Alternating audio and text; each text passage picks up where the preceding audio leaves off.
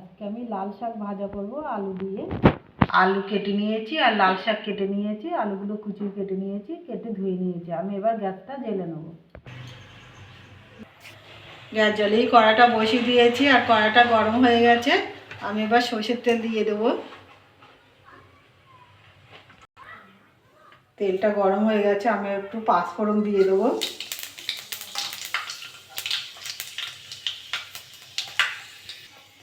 পাঁচফোড়নটা ভাজাটা সুন্দর গন্ধ বেরিয়েছে, পাঁচফোড়নটা ভাজা হয়ে গেছে। আর পেঁয়াজ আর কাঁচা লঙ্কা দিয়ে দেবো।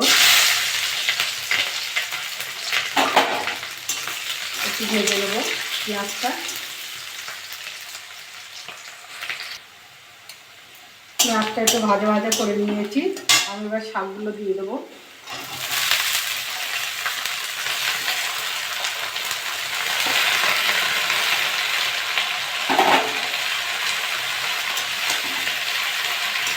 ভালো করে মিশিয়ে নেব।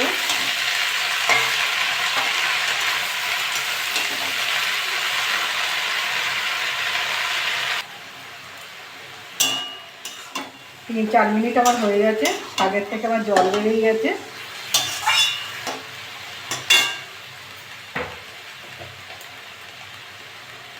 এবার হলুদ দিয়ে দেবো।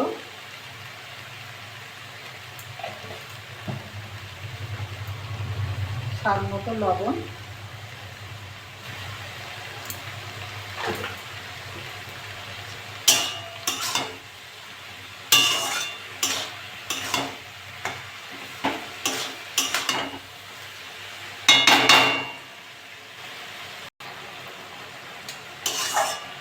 এই শাকটা খাওয়া ভালো, এই শাক উপকারী আছে।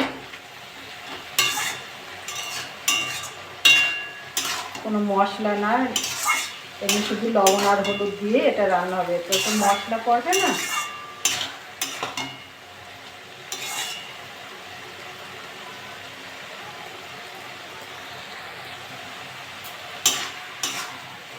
আলুগুলো সব সিদ্ধ হয়ে গেছে।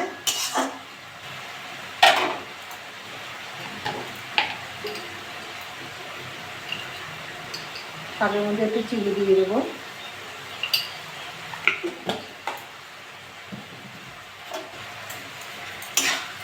একটু মিষ্টি মিষ্টি ভালো লাগবে। অনেকে মিষ্টিটা পছন্দ করেন না, তারা দেবেন না।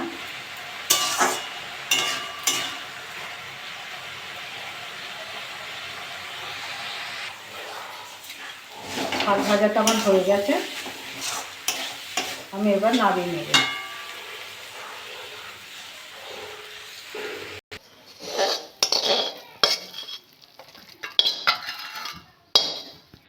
দেখুন কি সুন্দর হয়েছে। এরকম করে বাড়িতে রান্না করে খাবেন।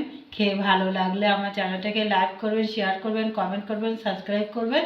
ধন্যবাদ।